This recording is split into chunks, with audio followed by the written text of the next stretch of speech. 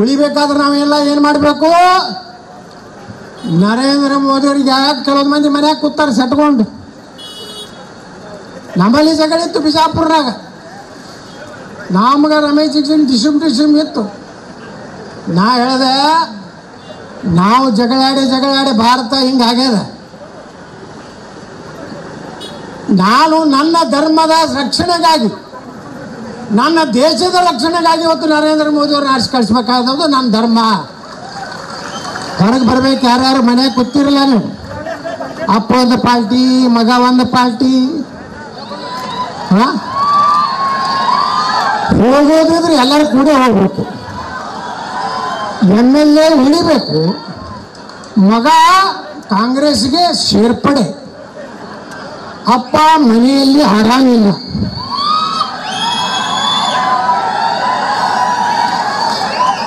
ನಾನು ಶಿವರಾಮ್ ಹೆಬ್ಬಾರ್ ಇಬ್ಬರು ದೋಸ್ತರೇ. ಅವರು ಉತ್ತರ ಕನ್ನಡ ಜಿಲ್ಲಾಧ್ಯಕ್ಷರಿದ್ರು, ನಾ ಬಿಜಾಪುರ ಜಿಲ್ಲಾಧ್ಯಕ್ಷ ಇದ್ದೆ. ನಾ ಶಿವರಾಮ್ ಹೆಬ್ಬಾರ್ ಅವ್ರಿಗೆ ಕೇಳಕ್ಕೆ ಬಯಸ್ತಾ ಇದ್ದೀನಿ, ಇವತ್ತು ದೇಶದ ಮುಂದೆ ಏನಿದೆ ಪ್ರಶ್ನೆ? ನರೇಂದ್ರ ಮೋದಿಯವರು ಬರಲಿಲ್ಲ ಅಂದ್ರೆ ದೇಶ ಏನಾಗ್ತದೆ? ಯಾವ ಪುಣ್ಯಾತ್ಮ 500 ವರ್ಷದಿಂದ